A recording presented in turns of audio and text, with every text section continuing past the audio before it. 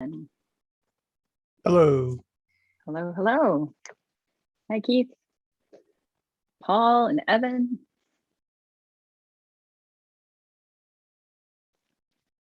Great to see everyone.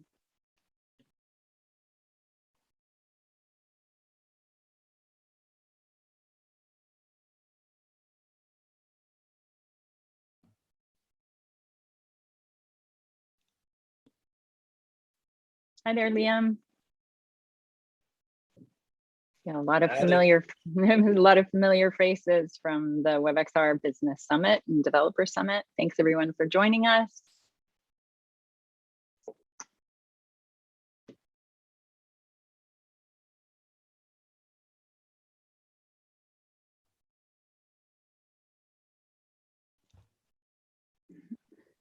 Welcome everyone. We'll get started in just a couple of minutes. We'll let everybody get locked in with their audio, and we'll get started with the WebXR Design Summit Town Hall. And please join us in some crowd participation. And I know they're going to be dropping in a link in the side chat. We'd love to know who's in the audience today. So if you can connect in and take some surveys with us, then polls, as called polls, surveys, we'll know a little bit more about our audience out there and who's listening today, and who's going to participate with us.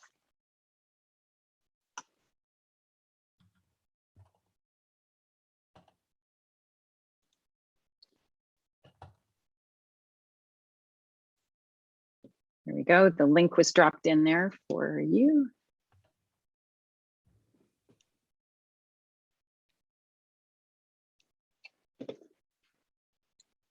In today's conversation, we're going to be talking about designing WebXR. So there's some great conversations that we're going to have, and Kent Bai is our host. We're going to introduce him in just a minute. Just waiting for everybody to get in here. So on your screen, you'll see some of the results coming in. What spatial design experience do you already have joining us today in the WebXR Design Town Hall? So we got a lot of sums, a lot of sum experience. And I think if you already have design experience, that's why you're here today, because you're looking for some more knowledge on how to use design experience, spatial design for WebXR. We've got somebody without design experience. So somebody fresh coming in, maybe not a lot of perspective on how to move forward. So we'll have to make sure we cover. Oh, there's a couple of other people.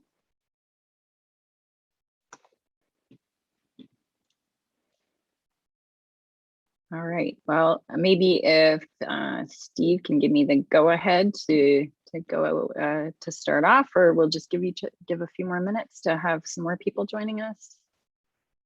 We're at 20 people coming in.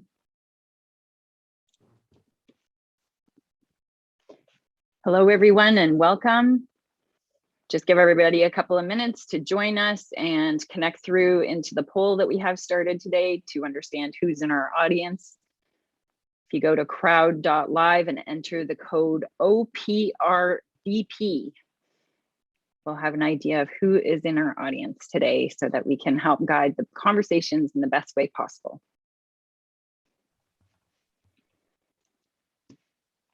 Looks like we have about just over 20 people joining us. Hello, everyone. Hi, Matt. Hi, Daniel. Yin-Chin. Hi, good morning. Hello. Hello, welcome.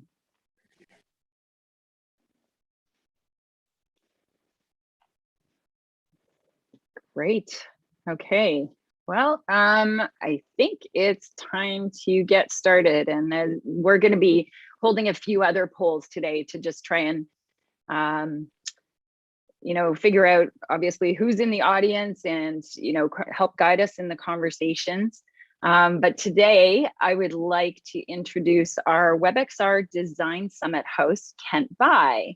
And Kent Bai is joining us from the Voices of VR podcast. He's interviewed, I think now, over 1,500 VR pioneers, and we're looking forward to bringing his expertise and knowledge about the people that you've met in the community, and some of the work that you've been a part of to help build this knowledge and conversation around designing and spatial designing in WebXR. So thank you, Kent, so much for being here today, for joining Recording our in Summit Series progress. team.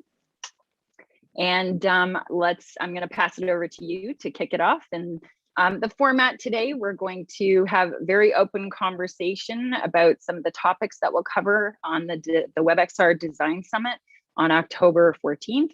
And let's get started. Please, Kent, go ahead. Yeah, welcome. So thank you, Julie. And yeah, welcome everybody. I'm really excited to be able to dive in today. I think we wanted to have this town hall to be able to bring folks together and to do a little bit of brainstorming, but also hearing from the community in terms of what's happening in the design space. I've done thousands and thousands of different VR experiences, and some of the most compelling VR experiences are not in WebXR yet. However, I feel like this is a good chance to maybe share your own personal experiences of like, what's the best immersive experience you've had? What are the components of that? And then start to kind of dream into this future where there's a lot more experiences that are happening in WebXR. And maybe eventually we'll be able to add more and more experiences of like your most immersive, best XR experiences that maybe can only exist on the web, just perhaps for the context, or there's maybe other libraries out there and JavaScript. But yeah, I'd love to just kind of open it up, and I'll maybe just model my own experiences that I've been sort of looking at recently as kind of design inspiration for the future of the web. And then I'll just kind of invite people to come up and speak and share some of your own personal best experiences. And then we can sort of have a discussion about trying to break down what are the components of that experience. And then as we move forward at the end, I think we're going to be also moving into, let's say, different aspects of like brainstorming of the different contexts that we have, and maybe some design inspiration that you've seen, and then kind of maybe mashing things together and stuff that we haven't quite seen yet. Because I think we're still at the phase of WebXR where Safari hasn't necessarily adopted yet, but there's many other reasons why people are still choosing Unity and Unreal Engine to be able to do a lot of the different design, because you can just have the most, solid, cutting edge immersive experiences. However, there are things that you can maybe only do on the web, and we can sort of talk about what are the different contexts that in industry verticals that are out there that would be a really good fit, and starting to dream into different things that would be easy mashups. And maybe from there, we'll start to catalyze some ideas for people to go out and make some stuff. But let's just start with some of the different immersive experiences and why they're so compelling. I've been doing a lot of experiences within social VR, both VR chat and Rec Room, and just a lot of the user interface design that they've done, and to be able to kind of handle the world navigation, exploration, moving from world to world. I think it's probably that's the closest types of experiences I've seen, at least, that are able to kind of give me this full social VR experience.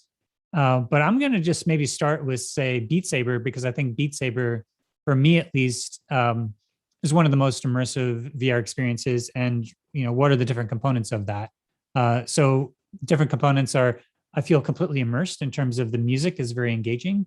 I'm using my body. Like, I feel like Beat Saber has the most embodied gameplay that I think is intuitive and easy and fun, that I come back to again and again still. And so that I got this sense of a body presence. I got this of like my emotions are engaged through the music. There's a puzzle that I have to solve as these blocks are coming at me. So there's a kind of activating my own sense of mental presence. And then there's the active presence. It feels like I'm actually like, exercising, and I'm exerting my agency and my will into the experience. And it feels like with the haptic feedback that I get, that it's really, it transported me into creating what Nell Slater calls the place illusion and the possibility illusion. So I'd love to kind of open it up and hear other experiences that people really found compelling in their own sort of journeys. And then we'll just kind of do an associative links and just hear from people and then kind of, open it up for people to kind of also comment on different aspects of those experiences that they also find compelling. So the floor is open. I'd love to have some volunteers to come up and share your most immersive experience in VR and why. Linda, you want to go ahead? I have one that I have repeatedly raved about now for probably 4 or 5 years even, Blurtasia by Kevin Mack. And the reason for that is that it felt like it was an experience that was actually created for VR. It wasn't something that was trying to transpose something in the real world into VR. It was the next gen design. And it just blew me away, and it still does. I absolutely love it. So I know it's a little out there in terms of what it is, but it's very creative, and I love how it suits the medium really well. Yeah, the shaders in that are particularly amazing. And Kevin Mack is an artist who he's a special effects artist who then went to kind of be a VR native artist to create something that could only exist in VR. And so, yeah, the amount of novelty that I have in Blurtasia, and the follow-on is Anandala, which then he took the blorts onto a whole other level. I'm not sure if folks had a chance to see that at the Venice Film Festival, but hopefully you'll be able to catch it, because that's some of the most engaging interactions with AI entities that I've had, and the way that it was responsive. And did a whole interview with Kevin Mack on Anandala, which has its lineage from Blurtasia. So you can check that out on the Voices of VR if folks are interested. And hopefully you'll be able to see Anandala, which is the next iteration. But if not, Blurtasia is generally available on Steam, and I highly recommend people go check it out, because it is one of those experiences that is VR native. And the floor is open. What other experiences have people had that they want to just throw out there? Oh, I got one. It's actually related to Beat Saber, but there's another game called Pistol Whip, which is a lot like Beat Saber, but you have a gun or two, and you're shooting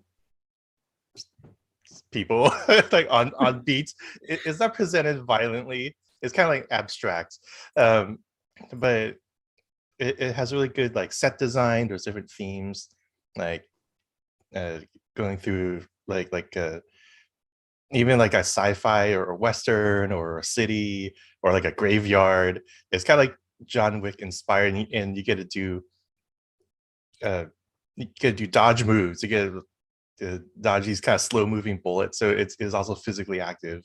And it's like the Matrix, right? Yeah, it's like the Matrix. Yeah, the Matrix, John Wick, you get to be that type of character, and dodging bullets and shooting on beats. So it's not like a usual light gun game where it's about speed, but it's more about can you be cool about it. And yeah, so that has this really good experience that I got into. Yeah, I that's another good example of sort of a fusion of genres, of like the first person shooter with the rhythm game in VR that works really well. I think the amount that you move your body gives you that sense of embodied presence. Superhot is another one of those experiences where you do a lot of embodied movement. And there are some examples of folks trying to bring over rhythm games into WebXR, say Moonrider or Soundboxing, actually, by Eric Lorenzano, who that came into Unity, but didn't, or it was on, it was in Unity, but it was on Steam, and never got into the Oculus store. Don't know if it was just the level of aesthetics or whatnot, but yeah, what I've seen at least right now is that what you get from the rhythm game experience in, say, Unreal Engine or Unity has for me at least been more compelling than any WebXR translation. And if you really want to push the technology, getting something like Beat Saber or Pistol Whip working in WebXR is a good sort of like pinnacle. If you get that working and it feels just as compelling as the native version, and I think that's both a testament to where the technology is reached, but also the design chops that needed to be able to have a responsive experience like that. So yeah, thanks for bringing that up, Keith.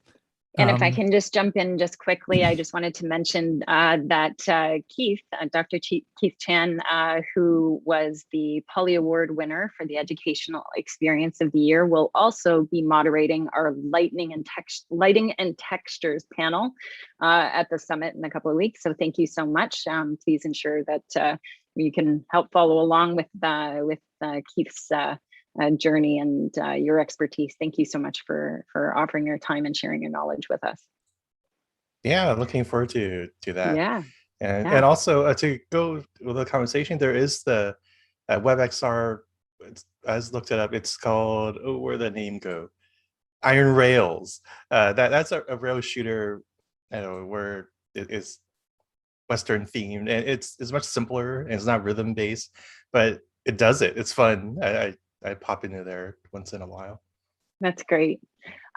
Kent, I also wanted to jump in. You said a magical word that I think a couple of people here will relate to, and it's the word presence. And I know Caitlin Krause is also, good morning, Caitlin.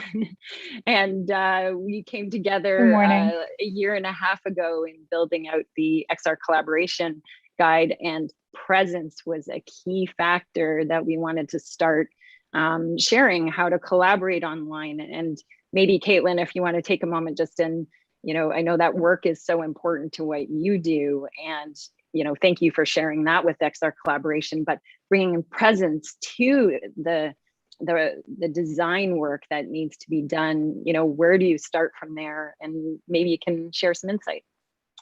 Sure.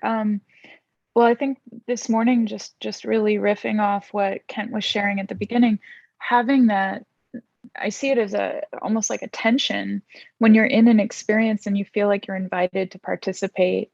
Suddenly you do have a certain presence. And I think in both VR and XR, we have an opportunity to design engagement in a really nuanced way, where it's not just a user saying, oh, an object lights up, that means I have to pick it up.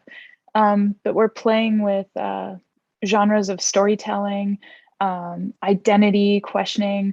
I think presence, and I map this out a lot in the research and the publications. It really has to do with both a spatial awareness and also in an environment, feeling invited to really viscerally question both what's the opportunity here, to act on something, to impose your will on something. So it's happening in a way that I think involves some psychology and some physicality. And thinking about my own experiences, I guess just going back to the early days of discovery, I really liked this. It was an experience called irrational exuberance. Did anyone do this? It was in a Vive. Yeah. Ben Vance, Buffalo, or about I forget his something Buffalo something, but yeah, Ben Vance is an amazing piece. Yeah, what was your experience of it? So it was a great example to me. I think bringing up Julie's presence, that keyword. I was in a special VR room at the time I was living in Switzerland. So in Zurich, we had made a room for VR. A friend and I, we were very intentional about having carpeted floor, and everyone who came in had to take their shoes off to use the VR space. And we had the walls, so everything was really enclosed. So you can imagine a cave. So rational exuberance for me was a cave within a cave, where I sat down on the floor. I was feeling the carpet in my physical body.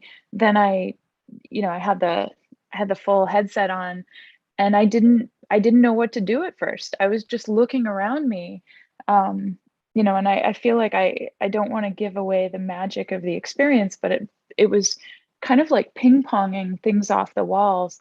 And when everything began to open up, I guess maybe I should give it away. You're in a cave where chinks start to open up and you don't know why, and you don't know where you are. And then you realize, and I see Sophia, maybe you've played this too, but you start to realize that you're in outer space, like you're in space floating on the inside of an asteroid. And as you play this game, you have a deep sense of presence because the sound is reverberating off the different polygons that are all around you. So I mean, to me, it was magic. And I know I focus a lot on wonder and awe, that was an experience where I felt wonder, awe, both a very safe kind of, I don't know, immersive and internal experience, and also this outward curiosity to figure out what's beyond the limits that I was confined in. What was your experience, Ken? Yeah, I had a very similar experience in terms of that.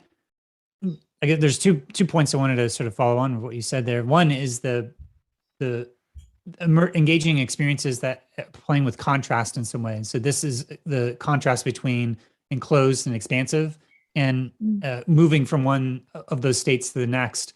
I think in all designs are these trade-offs between consonance and dissonance, and you're trying to create sort of polar extremes and take people from one end of the spectrum to the other end. And I feel like this was one of the pieces that he was able to do that. And Ben Vance actually did some follow-on experiences that I did an interview with him that was sort of like the follow-on from Irrational Exuberance. And one of the things that he said in that was that, he sees the spectrum between order and chaos. And the order is like something that you know exactly what's going to happen. It's completely predictable. And in some sense, it's boring. On the other end is chaos, which is like no discernible trace of any order or patterning or trace of your agency. And it just, it kind of like feels just clutter or like noise. And the magic of some of where he was really trying to aim is somewhere in the middle, where you have some sense of what's going to happen, but you're constantly surprised by that novelty, and it keeps you engaged. And I feel like that is a design principle that is kind of playing with this surprise and awe and wonder, and having this mix between order and chaos that's somewhere in the middle, which is, kind of a tricky thing from a design perspective to really, even as a designer, this is what Kevin Mack is, really fine-tuned, is always creating this perpetual infinite novelty. So there was that. And the other aspect that was not as, I say, immersive as your experience in terms of the onboarding and offboarding, but this is another really important trend that I've been seeing in immersive design. When I go to film festivals, you are onboarded into the virtual experience. And a lot of times they'll have, like, actually when they were, actually physical film festivals, they had physical installations. So you would go into a physical installation to start to kind of enter into the magic circle of what about you're going to enter into. And that you see that a lot within immersive theater. But here, if you were already entering into a space that was kind of connected to the space that you're going into, and the reason why I think this is important is because as we think about the metaverse and going from one world to the next, you kind of want to create contextual portals that are able to help give you enough of the meaning or context before you go into that space. And so looking at things like the virtual market or other worlds like Rec Room that are starting to even build rooms that are kind of designed to kind of set the context to go into a portal into where you're going next. So I think your specific experience of that, having that sort of immersive space really primed you to have like even a deeper immersive experience than the one that you had if you were to just kind of go into the experience cold, or not a larger sort of art installation or room that's really connected to the experience that you're going into. Yeah, absolutely. As a designer, I kind of think about the metaphor of the hero's journey. And before you cross a threshold, where do you start, and how do you feel that invitation to go somewhere new, but also with a mentor to help guide you, or with some elements where you feel safely challenged, like some level of freedom, but also you understand at least, I think VR and XR have a certain lexicon for understanding as well. So you're kind of translanguaging into the new world with some of the elements that make sense, so that ideally you come out of an experience and you're back into your usual setting, but maybe with a new understanding or some kind of applied knowledge that you can transfer. I always find coming back to reality really boring after taking off the VR. I'm like, ugh, the world is so gray. Yeah. Hey, Evan, I'd love to hear more. If you're willing to turn on your camera, would love to hear more about your comment about Myriad, Glimpse, and End of Night. And what about those made you actually say that in the chat? Sure. There were different situations for each of those, and I apologize if they're unfamiliar to a lot of people. They were part of the film festival in Venice. But End of Night in particular, which broadly speaking was about kind of a person remembering significant events in their life from escaping from the Nazis in Scandinavian countries during the early part of the invasion. And the thing that really stays with me is moments of violence that we see violence all around us in the media, flat screen TV, movies, huge, video games, industries are built on violence. But to feel like I was on a city street and seeing a simple moment of physical confrontation hit me in a different way, and really kind of solidified that idea that there's an emotional component here, that when you're physically in a space with something happening, it affects your brain, it affects your physiology differently. And that's a level of immersion that I think is difficult to articulate and can only be felt.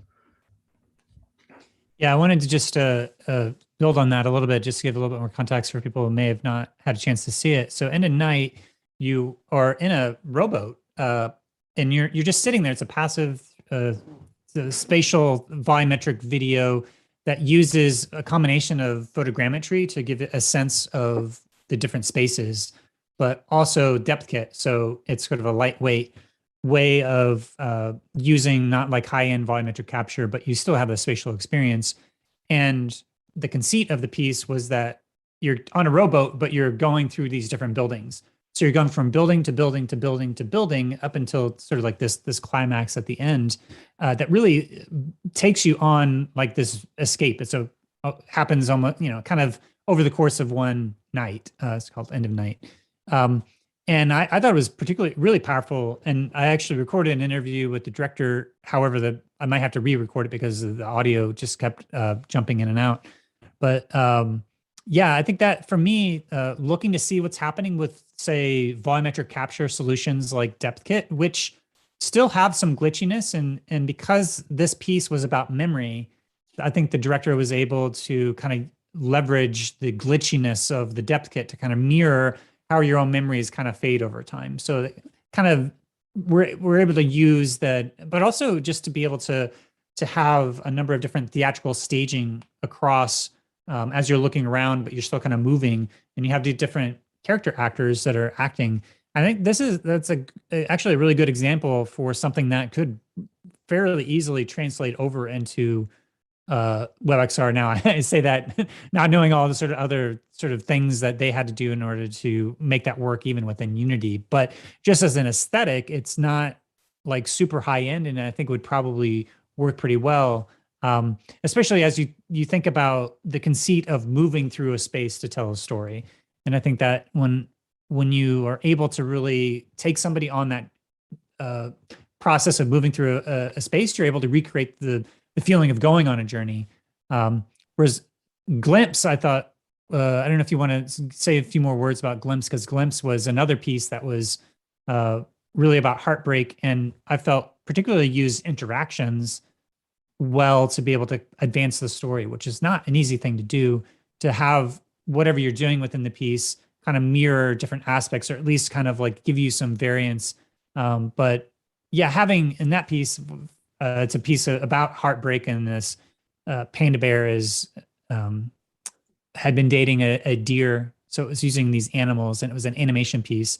And in that there was, I felt like the story that they were able to tell by the end of it really felt like, oh, I just felt like I was sitting next to a friend who just went through a breakup, and you're like consoling or listening to the heartache that happens there. And it is able to kind of also invoke your own feelings of grief and loss in a way that is pretty well done. But Evan, I don't know if you have any other thoughts on the other experiences you want to bring up. Sure. On Glimpse, I'll note what stayed with me significantly was kind of the facial animations and the eye contact with the two main characters. And as you say, it's about heartbreak and loss.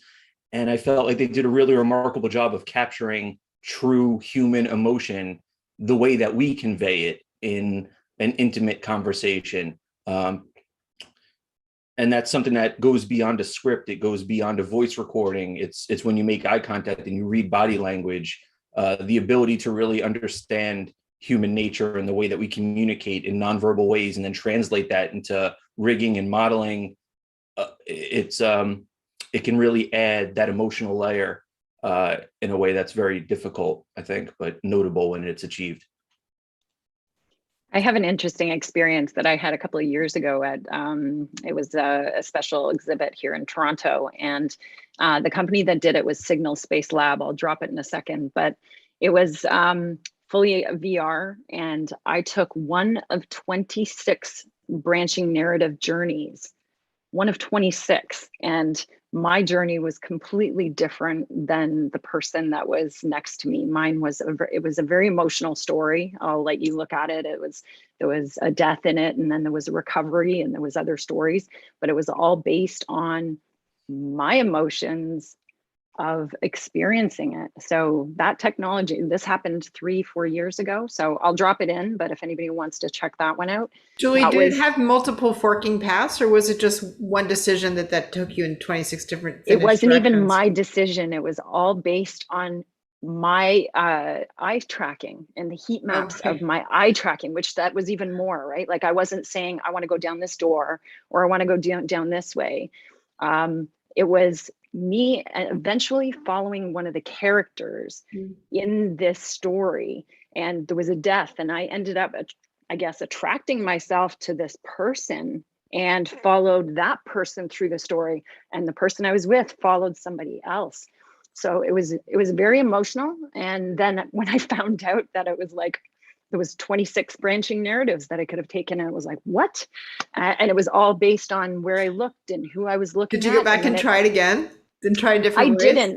I didn't, but I was also it was a boy that died, and I think I stayed away from the negativity that the mother was showing, and I followed the father, which is really interesting because I'm a mother, right? Like you would think I would be attracted to that show more compassion, but she was so negative that I was trying to block it. Like I spent hours after I saw this experience trying to analyze my own thoughts. And I was like, why did you have a really good story and I didn't? And I ended up following the father, who was having a different time than the mother. So it was really impactful. They won a bunch of awards for this, no doubt, because I still talk about it to this day, and it still blows my mind that happened to me. We're going to have a huge list of things to try after this town hall. I can tell that already.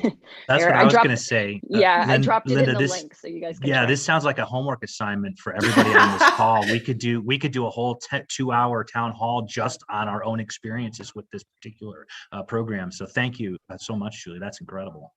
Antonio asked a good question in the chat. He'd like to hear about everyone's first VR experiences and that made them truly understand VR, which is an interesting question. Well, for me, there's been a series of different aspects that are unique to VR. And, I talked about embodiment, but one that we haven't talked about yet is scale, and the sense of scale, of being able to play with scale. I think when I did Google Earth VR and being able to kind of go fly around and see something small and large, but that's something that I see as a theme come up again and again. Different ways of playing with scale. So in the experience called Glimpse, we had this aspect of the tabletop, tabletop scale. So that's something that, something that's smaller scale. So in Glimpse, they use that for like memories. And then there was another piece that was at Venice called, I think, Exploring Home. It was by Sarah Lisa Vogel. And it was a VR chat world where you had like a dome effect of the glitch art, and then you would go through it, but it would be, the normal would be one way. So when you went on the other side of it, you could look back and see. So as you went back, you could always see kind of the larger context of where you were. So you would constantly be moving down, but looking backwards to see where you came from to get more of a sense of the sculptures that you saw. So I think scale is something that experiences that are playing with scale in different ways. There was a piece by, I forget what it was called, but it was like a puzzle game by Interdimensions that you kind of had a different fractally nested ways of solving the puzzle, but you were like at different scales at each time. But I'd say, if there's one thing that from a design perspective is interesting to think about, or what degrees are you playing with scale. I know, Keith, in your experience, you wanted to really give a sense of how big these gorillas were, or these apes, or whatever they were in your piece, and being able to actually see something up close and relative to your own room and your body, and seeing how big things are, is something that you can start to, play with what it means to see scale.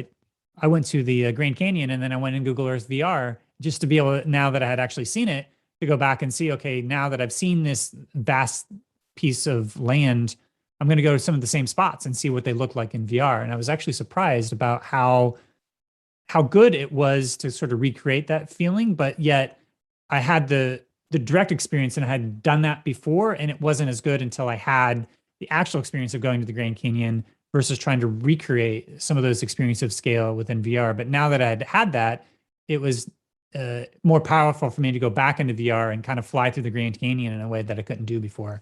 I've actually done the same, Kent. I've traveled a lot, and I went to some tiny village in Morocco, and guess what? You can do it on Google Earth. It's amazing, but it's like reading a book before you see the movie, right? It's like you have a deeper understanding of the story, I think.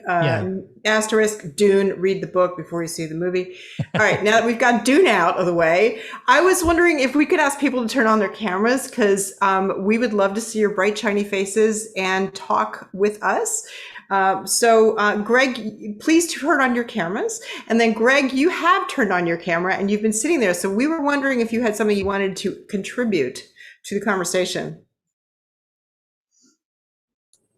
Are you talking to me? Yeah, we're talking to you. That's a line for a movie. Yeah, talking to you. Yeah, the prompt being any sort of immersive experience that gave you new insight about what the nature of the design affordance was, but also if there's any other things sort of contextually that we've been talking about that you wanted to share in terms of immersive experiences, and what aspects of those really stuck with you. Well, I tuned in a little late, so let's see. The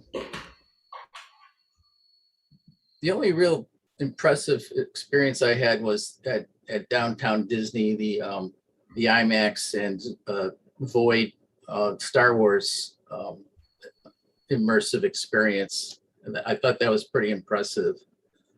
Other than that, I haven't really been able to experience any others. My focus is on what I call the casual VR experience, and I build VR virtual viewers out of paper and cardboard, sort of a follow-on to Google Cardboard. So I have a sample right here. Hang on a second.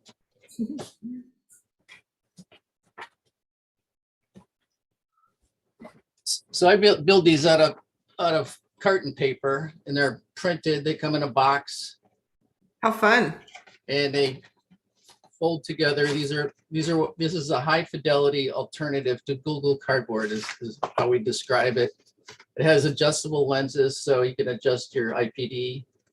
The whole little assembly just kind of pops open like so. I'm going to try to show how this is installed here. So Greg, there must have been something about VR, an experience or something that made you even consider doing that, right? I mean, it didn't come out of the left field that you just went one day, oh my God, I have to build an alternative to Google Cardboard. So what experiences did it for you that you're like, yeah, I want to get into this? Okay, so I was part of a media group, and we had a client. It was a theme park in Australia called Movie World. It's a Warner Brothers theme park. And every Halloween season, they put on this event called Fright Night. And what it is it's just a haunted house. I don't know if in California, if you go to Not Scary Farm, or most of the theme parks, they'll just don the entire park in a big Halloween theme. So typically they built this haunted house. They take a studio, they build separate rooms in there where you walk through this maze, and you walk in one side and come out the other end. And each room they put props in there. They have 24 2-bit actors to be ghosts, witches, goblins, and zombies, and they jump around the corner and go boo. So they wanted to do the whole experience in CGI. This is about 7 or 8 years ago now. And so they came to us to build out this system and they wanted to do it on a cell phone. So everybody's personal cell phone. So basically a Google Cardboard type experience. So it first started out.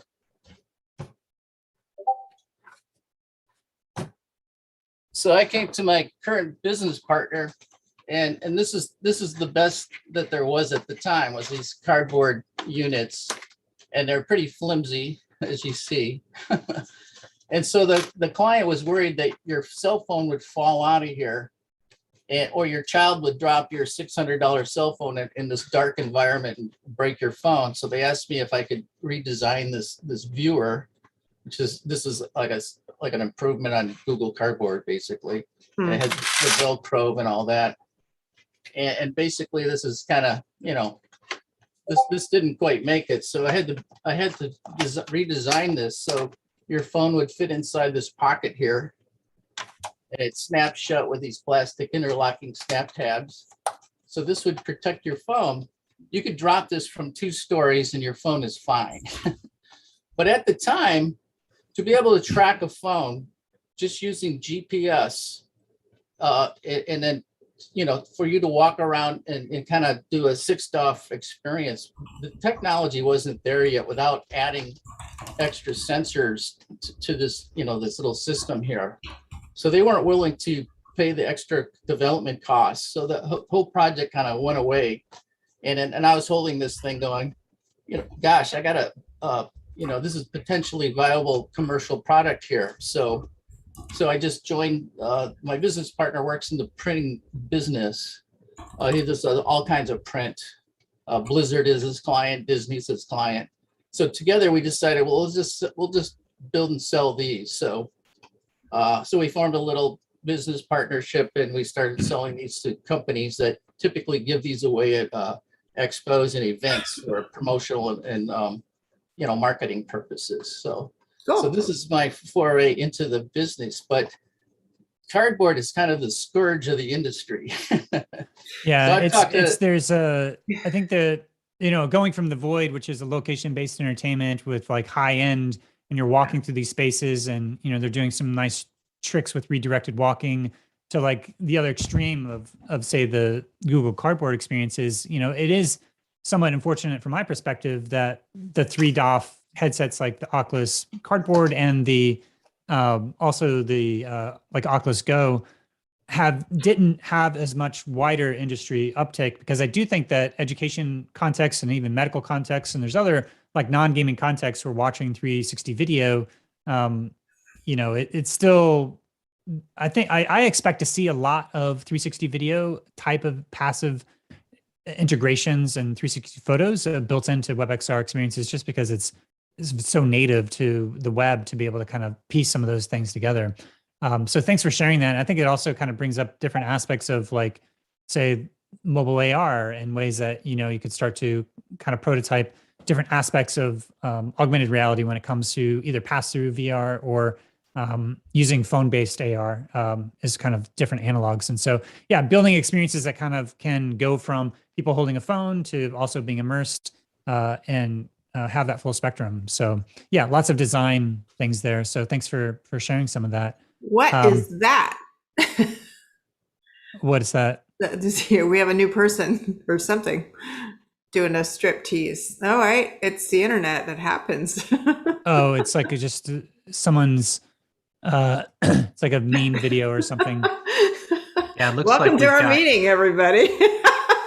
Yeah, Ben, if you want to help me out here, we've got a little bit of a let's try to solve that, Ben.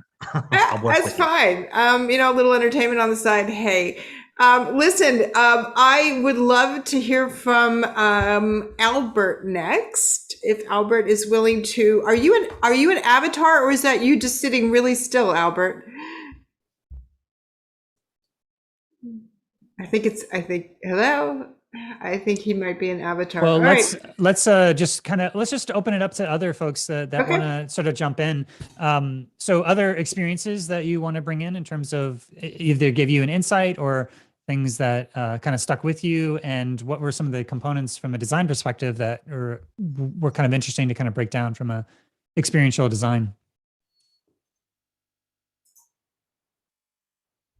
I can share an experience that I'm dealing with from a corporate level and design, and this is a mobile perspective. So I'm going to turn the tables from the most immersive to the smallest, trying to design and build something, and opening this to conversation. If anybody else out there is working on this, is trying to design and build an immersive experience that fits into this tiny little box, starting with interactive 3D and building out that heads-up display that's going to control everything, as well as those interactive configurations that are going to bring that presence, bring that storyline, bring that design together.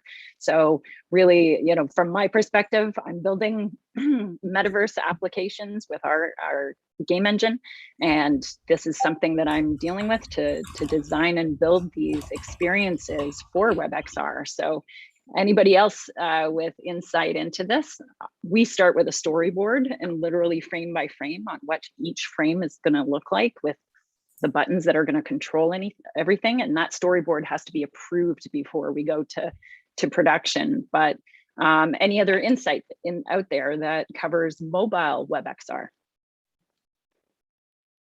Just a quick comment, and I'd love to hear other thoughts and design insights, is that a lot of people are either coming from the game design world, which is much more an iterative process where you don't know how things are going to play out as you develop the game, because you have to play test and iterate constantly. So you're just constantly trying to make sure that the interaction is compelling.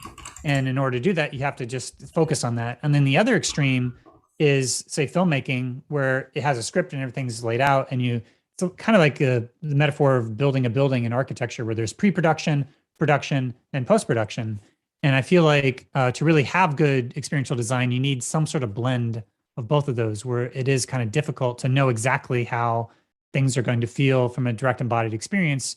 And so it creates a particular challenge, meaning that, how do you storyboard something if it's not like a linear experience, and how do you really keep that sense of emergent interactions and behaviors? So I've seen some struggles from say immersive storytellers who are talking to people who are used to funding films, and the films have this whole set of, like, here's all the stuff that you need to follow in order to kind of get the funding. You have to have the pitch deck and everything else. And I think there's still benefits of having, say, a vision and the storyboards and kind of the overall business goals and everything else like that. But I think it's a particular challenge within experiential design, is that you're kind of blending together these different design disciplines that are kind of an antithesis to each other, where it is nice to be able to have at least some space within the design process to be able to have user testing and just make sure that what you're designing is actually working and landing, because we don't know enough about the medium yet to just be able to use these higher level abstractions that then allow you to then do that translation. But I'd be really curious to hear other people's experiences of, like, what are their processes of, like, are you making stuff in tilt brush? Are you using actual cardboard boxes to kind of do a gray box of things, kind of building prototypes out, and what people have found to be the best use of design practices in order to go from your idea into actually making the experience? Yeah, I just wanted to chime in, Julie, to maybe help ease some of your struggle. I saw one article that came, it was actually a video, happy to share it here, from GDC, the Game Developers Conference. They have like this vault of speaker series that they kind of open up every year from the past year's conference. I shared that there. That's from one of the designers from Mario Kart Live, which, if you don't know what that is, it's this Mario Kart set that comes with the game, and you can kind of play with physical Mario Karts with your Nintendo Switch. So that is actually an underappreciated, I think, form of mobile AR. I thought it was a pretty crazy marvel when they did develop it, because the cart itself moves very slow.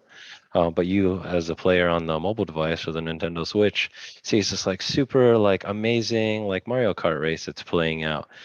So took I think a bit of a design marvel to kind of really make that happen. But to Ken's point, it is a very linear experience. So it's very controlled. Whereas if you're trying to create this very dynamic and emergent experience, I think there's a lot of challenges there. Yeah, so Yinch, you raised your hand. I want to calling you next, but before we move on, I just want to note that when I was went over to China and then on the way back, stopped in Tokyo, Japan, they actually had a Mario Kart version of Mario Kart, but in a VR like motion platform where you're actually physically in this go-kart. One of the best VR experiences I've had because it sort of just recreated Mario Kart there. But yeah, integrating external motion platforms is something that we're still seeing, say in the closed walled garden of say Unity or Unreal Engine. We're not, I think it'll be a while before we start to see motion platforms on a WebXR experience, just because it's like, you know, you think of the web as like reaching scale and people aren't going to have like a motion. Well, maybe we'll get to the point where everybody has motion platforms in their home, but well, that's still quite a ways away. But Jens, in terms of designing and trying to prototype out something, you raised your hand if you want to hop in. Hi, Kent. Thank you. Am I on? Fantastic. I'm mainly a B2B VR developer, and we have made a number of virtual reality experiences for a flight school. So in terms of the design process, we often try to hit a very quick minimum viable product, like really rapidly. Often we will build one out before the project has been approved, so you have to do it very fast. And so part of prototyping was to actually get to create quite a static environment for the subject matter experts to have a sit in there. So you actually don't design the experience, you design the space, and then we put flight instructors into the space and ask them what would you like to do there. So the idea with, certainly with the experiences that we were designing, we would bring in the subject matter experts to guide how we did it and to give them somewhere, but rather than drawing on the board and saying it's going to look like this, we said you're going to be sitting in this room. In this case, we were making a cockpit of a like a jetliner, and when we put them in there, they said, "Oh, wouldn't it be good if we could have the instruction manual in here? Wouldn't it be good if we could change different seats you're in? Wouldn't it be good if we had like we could test ourselves over the steps and stuff?" So in a lot of ways, we sort of try to bring the immersion in as early as possible, and then to bring the experts in to try to use it. So that's like one part of the process that we use to try to, because in a lot of ways, as we mature the VR industry from being wow to being how, as I call it, then we start increasingly noticing that we exist to solve pain points in existing processes, certainly in the B2B space. And understanding the pain points is often quite hard to absorb as a VR developer. You tend to have to draw on the pain point or interview them or try to show them technology to see what they need doing. Because as much as we like to build all sorts of fancy things ourselves, really, as a problem solver, my company is a really B2B company. We are mainly led by what people need solving. And so we try to create immersion very early and let the interaction be formed around the needs of the user. That's the process we found with our design. Yeah, I think there's one reaction I have to that is just thinking about architects and architecture, how they have blueprints where they're able to kind of map out what the design of a space looks like from the top down. And one interesting thing that I've seen at, say, the virtual market, which uses a lot of building out spaces for people to walk through to be able to buy different goods. It's sort of this translation of like what a mall would look like, but being able to take it out of the mall context and take you into these wonderful worlds that you're able to use and for VR. And this past year at the Virtual Market 6, they were able to have a lot of the concept art. So you would go through the world and then you would have an opportunity to look at the art that they used to be able to use as design inspiration to actually build stuff out. And it was amazing to me to actually have the embodied experience of the place and then look at, oh, here's what they did to be able to actually map this out. And Dan Meeks in the comments, you were talking a little bit about the different tools that you're using, the spatial tools. I don't know if you wanted to hop in and just sort of speak that in. If not, I can also read your comment, but sort of open the door to Dan, since you've also been using some of the different VR native tools to be able to start to prototype different experiences. Sure. So I'm not a 3D modeler, but I do have a lot of friends who are. And what I've noticed is when I do things spatially, it's it's more like molding with clay. You don't really need all the education that you would need to do 3D modeling. So I'm able to whip out a model really quick and then optimize it, and then host it on AWS and have a XR experience. Yeah, that workflow from Tiltbrush to be able to do things in a non-optimized way, and then Gravity Sketch where you're able to control each of the individual vertex points and really create an optimized model. I've seen Danny Bittman actually has a really great series on YouTube where he walks through some of his kind of design process of having that as a workflow, where having the low friction ability to kind of sketch things out quickly with Tiltbrush, but then to go in and actually model it within Gravity Sketch, and then you say you actually optimize it there in Blender as well. And what you said you're talking about JML for Janus. Is that Janus's kind of equivalent of GLTF or their scene graph of USD, or what's? No, it's so A-Frame is quite popular, but before A-Frame there was the Janus markup language, which is pretty much Vermal. Yeah. Okay. Yeah. Yeah, so I expect to, one of the things that I'm really curious about as things move forward, I was just walking around different rooms and Rec Room, and what I saw a lot of is people taking design inspirations for movies or other things, and then they recreate it. And so I think that's, I think John Carmack even said that, before he built Doom, he was taking and recreating other games that he enjoyed and sort of doing his own sort of recreations. So I expect generally what I'm seeing is that people taking design inspirations and then actually going and making it. So I'm curious if anybody's done that yet, to be able to like recreate a scene from a movie or to be immersed. But I expect this to be a conceit to be able to help build out the WebXR worlds, is to kind of see either what you've already seen in the VR space, or if there's other design inspirations. And so, yeah, I'm just curious if anyone's actually done that yet, to be able to like, hey, I want to live in this world and actually go and build it in VR and see what it feels like to be there. I haven't seen it from a movie, which is a fabulous idea, but I have seen it. We've all seen the Salvador Dali one where you're actually in a painting. So they've made it 3D, or the Van Gogh one where you're flying through it. So that's a smaller example of taking something that exists in 2D as an experience that everybody knows and actually making it 3D. I loved the Dali one. I thought that was really fun. You know what's great, Linda, about that Salvador Dali one is you can actually take that YouTube video onto the Engage platform in the 360 room. Oh, yeah. And you can use social virtual reality to experience that Salvador Dali as a group.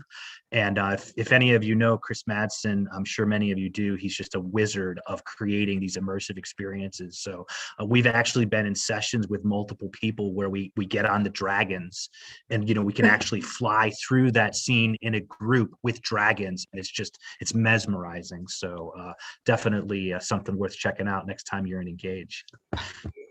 A reconstruction we did once for, I was working with a school, is we actually implemented the TARDIS from Doctor Who. I think it might have been. All right. And so we were using Unity back in Steam VR days, pre-Quest and everything. And we found a Dutch 3D modeler who had built a full-scale model of the TARDIS with levers and absolutely everything. And we just through the Steam VR teleportation system on it, and we were showing it at an open evening at the school. So in terms of movie set reconstruction, it's not a movie; it's a TV set. But it was pretty. And it was a seamless model, but we found a sound to go with it, so you could turn on the engine, so it would make its warbling sound. And so that's the thing that we brought into the space, and we use it to explain. I think the conceit of it was the science of the TARDIS was the topic that the student was trying to put through, and talking about how, whether in modern science, whether we have teleportations, how singularity engines might work. And so we got to bring that in. That was a lot of fun, actually. Nice. Yeah, I know the BBC has created a number of Doctor Who experiences. They're out there as well. We also are starting to use the hand feature. If you'd like to get in the queue, we've got actually Antonio and Lance to jump in and share. But if you would like to share something and you have had trouble finding a way into the conversation, feel free to raise your hand and then we'll get you into the queue. But Antonio, floor is yours. I don't know where you want to take your comment. I kind of want to go back to the question that I asked at the beginning, which was, what was everyone's first VR experience? Because I think we would all agree that getting people interested in VR as a concept can be challenging if you're talking about it. But once people put the helmet on or experience it somehow, it clicks. So I'm curious to see for everybody here, what was that first experience where you put it on and when, oh, I get it now. And for me, it was early on was Fisherman's Tale, which is, I think, the game you were talking about, Kent. Yeah, that was Fractal. yeah. And I had a moment in that when something happens and I looked up and realized, oh my God. And I literally slowly turned around and looked and just had a completely different understanding of the game, of what VR was, of what was occurring, of how to solve the puzzles. And then there was a second experience in that game where the room starts to fill with water. And I literally had to take my helmet on and think, okay, no, I'm safe. I'm not going to, there's no water in my apartment, put the helmet back on. And I think that the reason I asked the question is I am looking for, I am in the process of getting started to build things in VR and XR, WebXR. And what I would like to hear is people's first experiences, getting to understand VR, what their experiences were, and finding designed tactics, techniques, experiential pointers, hints, to perhaps translate those things to WebXR so that WebXR experiences are good first experiences and can be a gateway to VR, full VR experiences or other WebXR experiences. So I would like to hear what everybody has to say about that.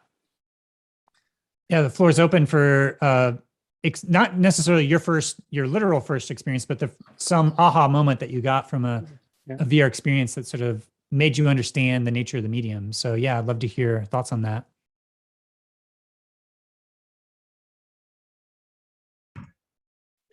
Looks like we've got Lance with his hand up. If Lance, you want to go ahead and open your mic, turn on your camera. Yeah, sure. I'll skip the camera for now. But yeah, I was raising my hand as to the like fan art content creation that can be done in with certain VR tools. But I can do the aha moment as well because I think the first one for me came the first time I was in VR chat. This was back in 2016 when it was much less inhabited, but I went in the first time and bumped into somebody who had a firm grasp of what they were doing in the platform, and it was my first time in social VR, so I was just trying to figure things out, and just being led by the hand from portal to portal and room to room, and being bombarded with a lot of stimuli I didn't really anticipate was quite an aha moment, and it really sunk in when I took the headset off and checked my watch and saw that I'd been in there for 3 hours without even really noticing. So yeah, it kind of was my venture into social VR from that point. But as for things that I was inspired to create within VR, I use Rec Room tools a fair bit for both for rapid prototyping of certain ideas, but also if something catches my interest and I want to try to recreate it, I can do it pretty well by now. And one that I made this year was MC Escher. I was taken with the with MC Escher and how he plays with space, and wanted to see how I could do with rebuilding the eternal waterfall and things like that of inside of Rec Room, and yeah, built an eternal staircase and all of that, and yeah, it was quite an experience and a privilege to be able to live within those worlds, at least within my own imagination. But yeah, no, that's all. Yeah, I just wanted to sort of elaborate on that Rec Room point, because RecCon was this past weekend, which was their second conference, and it was an opportunity for them to show a number of different booths that showed what's happening within Rec Room, both from a community perspective and the world building that's happening and the games that are happening in the different clubs, but also the art that folks are creating. And and I went last year and I didn't realize that like everything that I was seeing was made within Rec Room. There's like an art that I just assumed that was uploaded, but I think Rec Room is actually a really great place to go look for design inspiration for WebXR, because there's sort of a low poly aesthetic that they have, and I think it kind of works well to see how much you can get with sort of simple tools, but to be able to kind of generate really immersive worlds and engaging experiences. And yeah, just really blown away with what's happening there in terms of it from design perspective, what's happening in Rec Room, especially for design inspiration. And like Lance said, to be able to actually use the in-world tools, which is not common, to be able to have everything that you see built within the world. And it gives a certain visual aesthetic and consistency within, for all the different pieces, but also just amazing creativity for what's even possible there. So yeah, I think I ran into you at like 5 a.m. last night, Lance, as I was playing around. So yeah, but I've been sort of diving deeper into Rec Room, because I do think that what's happening there is actually really cutting edge and innovative in terms of, VR chat's great, but a lot of VR chat kind of culture is around PC VR, high-end experiences that are not Quest compatible. And so you see the cutting edge of world building and world design that's happening in the industry in VR chat if you have a PC VR, but if you don't, then a lot of those same really amazing experiences don't make Quest compatible versions. And I think the thing with the Rec Room is that it's not only compatible with your Quest, but it also has a 2D portal with, PSVR and your, phone and Android and iOS. So anyway, just a +1 to that Rec Room. But and Elijah, you had your hand up, and I don't know if you wanted to jump in on that or other sort of design tips or wherever you wanted to take it. Yeah, thank you. I've had the fortune of like operating an arcade the last couple of years, so I got to see like thousands of people's first experience and aha moments and things like that. So I want to share some of those because I think it's super important in terms of design. Well, first, personally, for me, I think my first was with the Blue and the Google Earth. I meant the Google Cardboard experience. Very simple type of thing, but that, like you said earlier, that sense of scale, seeing like a life-size whale come in front of you was amazing. And then I was at a meetup, so I had my siblings try it, and they had that same experience too. So it was really magical. And then my other one was the Microsoft HoloLens, and being able to see like that first real augmented reality where it's actually overlaying the space around you and everything like that. That was incredible. But in terms of the arcade, some of the biggest ones are like Richie's Plank experience, where you have this immersion of being in another space. And there's so many clever design, things that they have there, such as the elevator being a random elevator in the middle of a street. So it kind of guides your attention to walk in and to press buttons and to, engage with this thing. And then as it brings you up, I'm not sure if anybody's played this, but there's like a little crack in the door. And most people don't notice this, but a lot of kids do. And they stare through this crack and they notice themselves kind of rising, and it builds that sense of suspension and even foreboding, where they feel like they're, when it finally opens, they're 100 miles in the sky or whatever. And you see a helicopter coming in, you see clouds and all this other stuff. And you can see people just react to these different environmental aspects and little details that they put into this game. So that's a huge aspect for this design, is that, like you said earlier, the environmental immersion. Another one besides, Google Earth, which is amazing for scale and being able to travel, is probably the many different, first person shooter games. So these are kind of underrated in my opinion, because though they're used a lot, probably too much in terms of wave shooters, the way in which it gets you to rethink digital experiences or virtual experiences is almost magical. Every time someone sees a gun and they realize that they can actually pick it up with their hand and like squeeze the trigger, or like, move around and duck behind, counters and everything like that, it really changes people. And after that, most people find it difficult to play regular games, because now they're thinking, oh man, why can't I get behind the counter? Why can't I duck and dodge and all this other stuff? So those are some of the amazing magical experiences. And I think a huge part to that design is being able to capture, a lot of what we learned from the real world in terms of what makes a good environment, and bringing in those kind of superhuman experiences in the virtual world, scale or flying or moving really fast or being very strong, or all sorts of things. And I would love to see more of that myself. Yeah, one follow-on point to that point about the Richie's plank experience, which I've seen at different conferences where they actually have a plank and a board. And I don't know if you had that in your arcade to actually give this sense of like you're on something that's not as rickety. And there was a piece that was actually using, it was sort of a similar idea. It was at Experiential Technology Conference that was by 2-Bit Circus. They had actually built, it was one of those things that actually kind of lift people up to be able to, clean or, get access to something that's higher.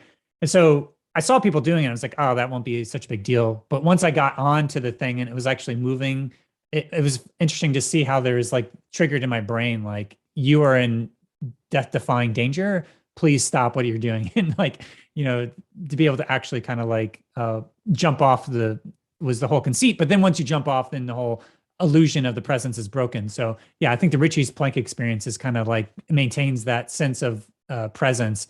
But also a point that Jesse Schell had made to me in an interview that I did with him a number of years back at the VR AR Vision Summit. And he said that for I Expect You to Die, the very first game that you have in terms of like is an escape room sort of puzzler, but you're sitting in a car, and the amount of times that we've spent in a car and then to be sitting in a car within VR, it's sort of leveraging that sort of mundane liminal space that we have so much embodied experiences with. And there's a theory of neuroscience called the predictive coding theory, which means that you're taking your perception, but also your priors of what you've had before. So to be able to kind of leverage your direct embodied experiences of these different situations, and going up an elevator as an example of like, we know what that means and the implications of that, you're going higher. And so something that doesn't seem like it would be that compelling, but when you stitch it together and you're able to kind of use, like Jesse Schell did, sitting in a car to be able to have all these other puzzles and games, I think really works in terms of really creating this deeper sense of presence. And so, yeah, thanks for sharing all those. I think it's important for people, especially who've been in VR for any number of years, you kind of forgot that sort of first time experience. And so it's nice to be reminded of what you've seen from lots of people. So that's very helpful. So thank you. And Ken, if I can just jump in for a quick second, I know Brendan posted a couple of minutes ago in the chat, and it kind of led to what you just said about Easter eggs. And, it wasn't until you had to look under a table that you start to engage and look at a different perspective with that technology. And that's, I don't know, Brendan, if you want to jump in and share a little bit more about that experience, and then we'll head back to the people who have hands up. But while I have the stage, I just want to take this brief moment. We're at the just after the top of the hour, but to thank our sponsors, our system sponsors, FutureWay, for supporting us through this summit series. Thank you very much. Let's continue back to the conversation. Brendan, over to you. Let's talk about Easter eggs and how you got underneath that table. Oh, thanks. I mean, for me, it is just, and I'm loving hearing what everybody's kind of talking about. So I keep putting my hand up and being like, no, this is far more enjoyable. So thanks everybody for these incredible insights today. I think from my perspective, I've been putting theater in WebXR for the last 18 months and just love the idea of combining the kind of rules that the audience already understands, and then it's kind of inviting them to break one or two things rather than totally overwhelming them. And I think it is those moments that teaching someone they can turn around, or that they can look under the table, or that they have to actually have agency in the storytelling. So there's this kind of moment that like early on people understood I could go to the stage door, I might get to go backstage, and now we're starting to let them know there's things they can do on stage, or they can actually influence the action or what world we even go to. And I love this combination of the culture of world hopping and let's play and responsive content starting to creep more familiarly into our narrative storytelling tradition. Not to mention the accessibility it opens, because most people have not felt invited to our kind of Western idea of a theater where you sit in the dark and shut up, but something that you can actually participate in and be a part of the story. I think is just an exciting invitation to so many new communities and so many new artists. Yeah, and Brendan, I know that you've been both experimenting with WebXR in theater. So I went to, what was the name of the show that you put on? The first one and the second one? We did Onboard in March, and then we did it again in July, and we're about to do it again in October. Okay. Yeah, so I had a chance to check that out. So yeah, I think there's, the Fifth Wall Forum and just generally the realm of immersive theater and escape rooms. There's this kind of like immersive embodied entertainment and the fusion of theatrical principles with embodied immersive, agency to be able to locomote through a space. So yeah, I think that's another exciting intersection to see how theater and immersive technologies, immersive storytelling are blending together. At each film festival, there's usually at least one or two VR chat and social VR pieces, and being able to use Mozilla hubs and be able to do some of those experiences within WebXR, I think there's a strong argument to see, okay, here's the different types of stuff that you can take these principles from immersive theater and immersive design and start to mash them all up together. So I'm excited to see where that goes, because I think that the social interactions, at least for me, is a big draw into making something a really immersive experience, and you're able to do that within WebXR, which is amazing. Which reminds me of the Secret Sky concert that was using WebXR and be able to actually have a concert experience they have their own WebGL kind of framework, but something like that eventually to maybe get optimized enough with hubs to be able to recreate something like Secret Sky. So yeah, lots of really interesting threads there.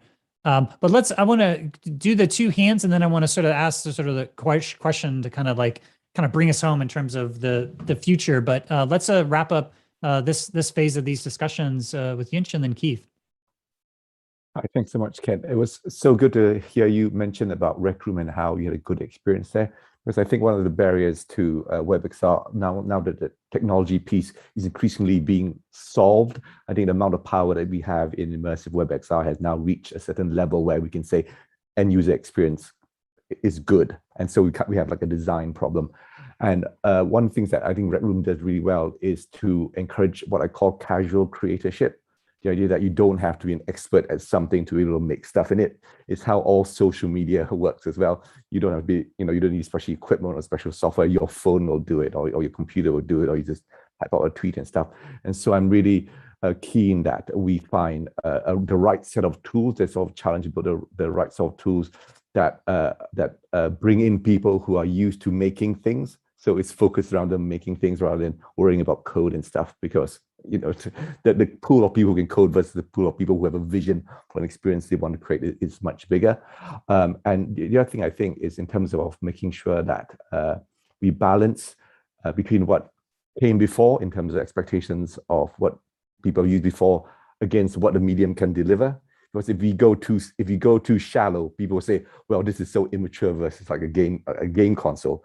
But we go too steep, then people have not enough hooks. There aren't enough cues for them, not enough familiarity in terms of embracing the new thing. It's too much of a shock to the system. And as a WebXR developer, one of the things that we're working on is a ski game.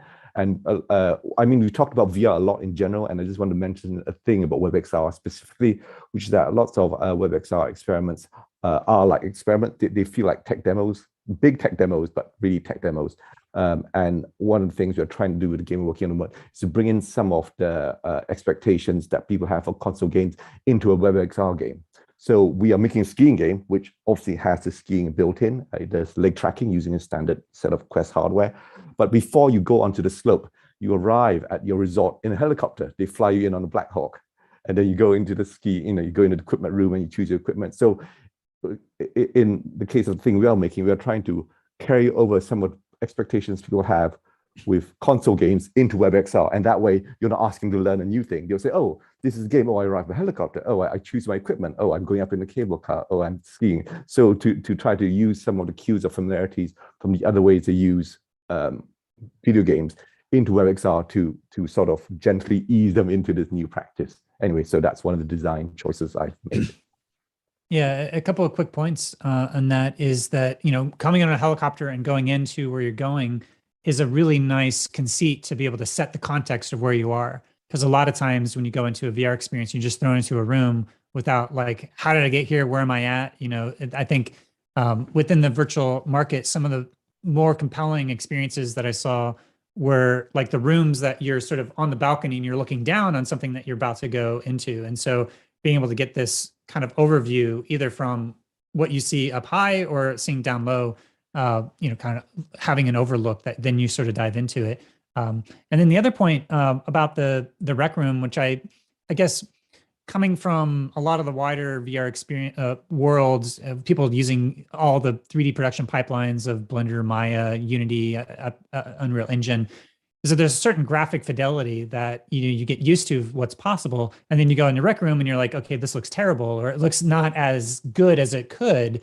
But what I'd say is that what Rec Room is doing that I think is interesting is that everything that's created in world by creators is created by creators. The Rec Room originals are bringing out external assets, but other than that, everything in the world is created in world. And so there's a bit of a process of you learning the design conceits of like what is possible and not possible, and then sort of judging it based upon that more relative scale in terms of the amount of creativity or work it took to be able to create something that could have been created elsewhere, maybe easier, better, or simpler, but it's creating that sort of user-generated aesthetic that I think actually, once you start to be able to learn those different limitations and what's possible, and then on top of that, they're able to do lighting in a way that VR chat can't, because they're more optimized in some ways. So they're able to do more moody lighting effects within Rec Room that I haven't seen as much. And so I think that's another reason why I recommend folks go see what's happening in Rec Room, just in terms of design inspiration, because some of the stuff that they're able to put together, it looks better than some stuff that I see in certainly Quest Worlds on VR chat. And, as good as any Unity-based stuff, the levels that they're able to achieve there. So yeah, Keith, I know you're going to be talking about lighting. I'm looking forward to actually hearing more about that. But yeah, you had your hand up. I didn't know what you wanted to contribute. Oh, sure. Just some tie-ins to what we've been talking about. And glad you brought up Rec Room again, because going with Antonio's question, that's one of my first like really formative experiences that mentioning Rec Room kind of jogged in me. I was just tossing a ball with a guy like in Rec Room, and I was like, this is the coolest experience. Like, this guy, he sounded British. I was like, the technology that allows this to happen is just incredible. So that really stood out. And I also want to talk about Elijah's point about kind of rethinking interaction and stuff. I had an experience like that in a game called Sorrento. It's like a cyber ninja game, and you have different moves and flips and stuff you could do. And one of the commands is like crouch to floor slide. And I was like, okay, where's the crouch? Which one is the crouch button? And then Larry's like, like, that's how you floor slide. I literally crouch and you slide across the floor. So yeah, it's some things that got brought up in me in this discussion. I think that's an interesting point. We had this conversation last week at XR Women when we were talking with our gaming panel and discussing the user interface of engagement with these different experiences from WASD on your computer and moving it to a controller where, my kids, they know how to control, with the left hand and the right hand, but the older generation doesn't so much. And how we build these experiences with that in mind, of the different generations used to controlling things in a spatial way compared to the traditional keyboard left, right, straight, forward, as opposed to moving your direction and having that different perspective. So that was a big conversation about that day, was just, how do we educate this next generation, or this next generation is okay with it, but the older generations isn't. So how do we,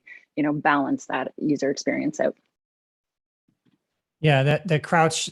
What's the crouch button? That's an anecdote I've heard many times actually from gamers because that is a conceit within gaming, and then we actually move your body to crouch. And so yeah, those different design patterns I think are yeah, just interesting. We haven't seen as much of stuff like that in WebXR yet, and we'll be getting into that here in the next phase. But before we go there, Sophia, I don't know if you had your hand up, if you want to jump in. Yeah, why not? I know that WebXR presents opportunities for accessibility that traditional kind of closed off systems don't. But in terms of design, I'd love to hear from you or anybody else if there are design considerations specific to WebXR that help with accessibility as well. Well, I think, so just having WebXR in versions that are in like a 2D portal view into a world within itself is an accessibility feature in terms of people having access to the technology. I mean, accessibility for XR is a whole other discussion in terms of if people have either sort of sight or hearing disabilities or locomotion. Locomotion is the thing that I hear a lot in terms of a range of different comfort options. If you do have locomotion, then having a range of different things of like, some people are perfectly fine with smooth locomotion, but other people really need that teleportation because they get motion sick. So people are at different level. Like when I first got into VR, my accommodation for movement was very low. And so I would get very motion sick, but over time, my body learned how to, deal with it. But there's still things that I get motion sickness triggers. But I think, the thing that I just wanted to point out just in terms of the accessibility, and I think the WebXR is like Rec Room, again, is a good example, also VR chat, of being able to have an experience that is kind of designed for VR native first, but then gracefully degrades down to having other people who are able to still have access to that experience, but maybe not the full experience, but they're still able to have enough of an embodied experience that feels like natural. And I was at the RecCon, I was on my Quest, I was talking to somebody who was on an iPhone 2D, and then someone else was playing on their PlayStation. And we're all sharing a social space together, talking to each other. And I feel like how many other experiences have I had in VR where I'm fully immersed and there's other people that are not in VR, but are able to still have a certain level of interaction that feels equal in terms of, I'm able to move their hands and they're not able in quite the same way, but they've had quite an evolution of how to get to that point of making it feel like I'm talking to someone in Mozilla Hubs. You sort of feel like you're a frozen zombie versus, being able to actually have like these different ways of moving your hands around or making it move the body and animate it in a way that actually makes it feel a little bit better than having just sort of a very clear as to who's in VR and who's not. It's not always as clear as people who spend enough time there can clearly tell the difference, but that's at least what comes to mind. I don't know if other folks have anything else that or if you had any reactions. Ying made a good point in the chat where he said it might help enable like the older generation to kind of break those barriers to want to explore the opportunity of WebXR. Like even if they're not in a headset, I can move my mouse around and my control, my keyboard controls around to kind of see what it's about. And it'll help introduce the concept of this to, people and demographics that wouldn't traditionally even maybe want to get into a VR headset. And I'm curious, as we move forward into this, if the things like the locomotion and the interactive controls from the user's perspective, if that's going to alter and change based on the people that are interacting with the environment. Like, is the way that we enter immersive spaces on our computer and interact within it like the best way? I'm curious to see how that evolves, and how that evolves dependent on the user as well. Yeah. It's still developing and evolving, and so we'll see. But I think what I see is that what we're seeing in the Unity Unreal Engine, that a lot of the use cases and interaction patterns and what the design for how to do, navigate worlds and stuff, that's happening already in, say, VR Chat and Neck Room, to be able to have like this sort of user interaction for the metaverse. But in terms of how that continues to evolve, as we get more people who are not as familiar with, say, those gaming controls, then it's going to need to have, ways that user interactions are translated. And we're still at the very beginning. So I think my answer is yes. Obviously, it's going to unfold and evolve and change, especially as we take in the design insights from all these different disciplines. Human-computer interaction, user interaction for web design and ergonomic design, industrial design, and architecture and game design and narrative design. And, as we start to blend all these design disciplines, then the experiential design at large for XR is going to be a unique fusion of all those things. And we're still at the very beginning of that long journey. But as we start to kind of enter into our last phase here, I wanted to take it back to more of a kind of future dreaming, let's say. Like, let's think about some good experiences that don't exist yet in WebXR, but actually would be good WebXR experiences based upon other prior experiences that you've had. Whether that's a certain industry or domain, education or medical or a game or whatever else. So if there's an example of you say, hey, if we do a mashup between this and this, that would be a great WebXR experience. It would be doable as a weekend project or a month-long project. And I'd love to hear just some brainstorming there, because just from design inspiration, maybe your idea someone will pick it up here and go make it. And we'll start to push it forward. Yeah, Steve. So I'm gonna jump in real quick here. Down here in Central Florida, 2 weekends ago, we actually had a sponsored Galactic Space Jam that was sponsored by the Florida Space Program, and a 48-hour hackathon. I don't know that any of the developers at all were looking at WebXR, and I feel like there's a huge opportunity here. And just to sort of throw a plug out there, Indianomicon and the Armed Forces are doing a game jam in November as well. So I can put some information about the Armed Forces hackathon, but yeah, I would love to see some people using WebXR to kind of do that 48-hour rapid prototype. And this again is going to be sponsored by the DoD. So exciting opportunities. And Steve, while you have the stage there, we're going to throw another crowd purr up, right? Just to ask another poll question. So Kent, while you're going through the next part of the conversation, we're going to throw up in the comment section a link to our next poll. Thank you. Yeah, just to follow on to that, I've noticed that so Unreal Engine and Unity Engine don't have backwards compatibility. You kind of have to, like, once you make it, you have to keep it updated. And if you want to make something now and have it accessible in 5, 10, 20 years from now, WebXR is a really great way to do that. And so I think actually a lot of government and more institutional experiences having something like the WebXR would be very beneficial for them. So that's a context that I've seen, at least, where they look to say, hey, we don't want to have to, we don't have the power to be able to update this, and we want it to have widely accessible across all of these people, whether on the iPad or whether in VR, but also have it so that you're following a certain amount of standards, so that it's a kind of a great tragedy of the XR industry that a lot of this early cultural history of these experiences probably won't work in 5 to 10 years unless there's considerable effort to be able to ensure that we're properly archiving these.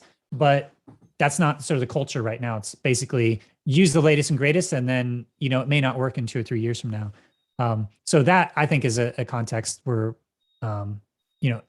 education, military, and the government would be well suited to be able to look to XR. But yeah, what else? What other ideas or other experiences to kind of take a mashup of other things that are out there that you would think is be a good WebXR project? I have one, and what excites me about VR, other than the obvious how beautiful it can be because I'm an artist and all that, and Blurtasia and all that, is the ability to connect. I love social VR, and I love the idea, because I grew up with a family all over the world. So for me, the idea of being able to, meet with your grandparents in a space and have a family time or friend time together in an easily accessible way, because you're never going to get all these people to do VR and they don't all have the visors. So I would love to see an actual, and I know there's hubs and there's all this, but I would love to see a space where you could, and I think where you could get people who are, all over the place to easily meet in a comfortable space that maybe reflects different styles of houses, in different parts of the world. So you can like meet with your grandparents, your cousins, and have like a family reunion virtually easily for everybody to get into the space. And I also think it would be a way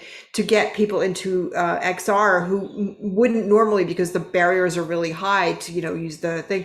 But that's more of an emotional application than necessarily a technology one. But I just love the idea of being able to have people all over the place meet up and in an easy way. And I don't think that's quite there yet, what I'm talking about. Yeah, the point about sharing like architecture or looking at architecture or spaces, that's really interesting. And actually, there's a lot of movement that's happening in the sort of larger 360 photo and 360 video space that I feel like a lot of the larger VR industry sort of says, oh, that's not real VR. And there hasn't been as much uptake in terms of either experiences or things that are promoted, let's say by Facebook. They've integrated different things, but the idea of being able to kind of share, like people going on a trip and taking photos and then sharing your own journey, or being able to tell a story about what you went through, or Google Earth is amazing, but I feel like I haven't spent as much time in there because it's like a solo experience that it'd be so much better if somebody was, say, giving me a guided tour of their hometown, or these are all the places that I lived, and you go. And when I first got access to Google Earth VR, I actually invited some people over to my home, and one by one had them go to different places and have them share stories about their lives. And it was such a powerful experience. But yet, because Google Earth VR doesn't have social way, that doesn't have anything that's built in for social VR, we haven't seen as much of that. But I'd love to see more of that, like blending of social VR. Maybe it's using something like Mapbox or other tools that are out there to kind of pull in different aspects, but to kind of put a social layer onto mapping, I think is a huge opportunity for WebXR that I'd love. There's so many different applications that I could think of what would be interesting. And of course, that's going to move into AR and augmented reality. And so kind of thinking about how the WebXR interaction between mapping and social VR could then sort of get translated into location-based augmented reality experiences. I think it's a good opportunity to use VR to start to think of different experiences that would be compelling. But It was funny because it came up, just as a little addendum, it came up when I was sitting around a campfire with a bunch of friends who I only see once a year because they all live all over the place and we're all in the same place only once a year at that. And I said, wouldn't this be really cool if we could do this virtually, right? Have a virtual fireplace, sit here, and we could do it a lot more often. And I just love the idea that with a WebXR browser access, everybody could do it with a click, as opposed to all the hurdles that it takes to get an app loaded, everybody to be in that app, find each other, all that stuff that you have to do. Where'd you go in space? I don't know. And I that's kind of where that comment came from. So that was some background on that anyway. Awesome. Thank you for that. And Keith, in the comments, he says, Wonder has a multiplayer, but I haven't tried it yet. I haven't tried it yet either. Is that 360 photos, or is it actually, my impression was that it was like the Street View type of stuff, but is that what it is? You go look at Street View together? Yeah, it's Street View, but projected all around you. Okay. I know that there was also Vroom had created like a, you're bicycling through and it's through more of an exercise thing, and you're able to, I was sort of exploring through a place and someone just joined in. And so we sort of had the social interactions there. But yeah, the sort of navigating through photospheres kind of conceit, I think, is a pretty straightforward thing that's possible today. Jens, you had your hand raised. You want to? Well, yeah, just on the point that Linda was saying about the social experiences, I think that there is this perception, and I think that one of the big pushes for WebXR, the fact that it is networked by design, is that making it social is a really powerful thing that we will want to exploit in the future. It will be a thing that WebXR can do that the other things will struggle at doing. So one of the things I've discovered recently in terms of building stuff for social WebXR is how, because we don't really have our avatars in VR in WebXR are quite passive, that really social VR is more like audio chat. The thing that carries forward, it's like an extension of audio chat. It's an audio chat with avatars as opposed to video chat. because you don't have your face, you don't have your hands, broadly so your expression is missing. And so in terms of designing social VR spaces, the challenge of body language is unsolved. It's unsolved. So when we are talking about solving, making VR social, we're designing much closer to the way that we solve voice conferences rather than video conferences. Until we have video, until we can read our faces and our bodies into the VR space, social VR will be an extension of audio chat rather than an extension of video chat. And it was just a thing I noticed in trying to design social experiences. That's all. Nice. And Dan in the comments has an experience that he wants to have, which sounds like going into a bar. Maybe Dan, if you want to elaborate on that or to describe what this experience is that you'd like to see in WebXR. Yeah, sure. It's just a wonderful daydream that I have that I'm sitting at a bar and I'm missing the rest of the Janus XR crew, and I could just hold the phone in front of me and see a tiny world sitting there on the bar right next to my beer, and people look up and wave. I think that would just be a really novel thing, because when we approach these things, we all assume that it's going to be an analog of the real world, and the beauty of XR is that you can change the scale at will. We used to play hide and seek with people that had tiny avatars, so you're running around the whole web space looking for them. So it's a novel thing to play around with. That's just what I wanted to share.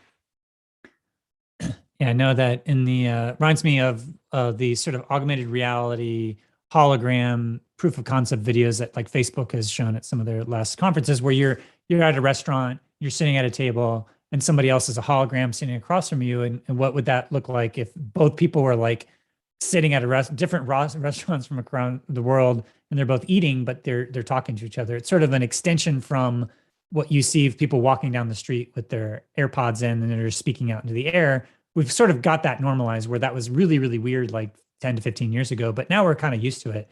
So it seems kind of weird to kind of go to a restaurant and eat by yourself, but I imagine that in the next 5 to 10 years, that has the potential to also be normalized, as well as people kind of sitting across from a hologram that you can't see from the outside, but they can see all that. So other experiences that you want to have, or things that, I'll share one briefly from me, which is that data visualization is something that we haven't seen as much within the context of Unity or Unreal Engine. It's not really built. These engines are not really built for that. You don't see that as much in gaming. So you see a lot more breadth and depth of different type of stuff like the 3GS and generative art. So I would love to see more just generative art, or art that goes above and beyond like the 3D model based, and more is like, say, sort of more from the demo scene, and kind of blending in the aesthetic and also the tools from the demo scene into WebXR.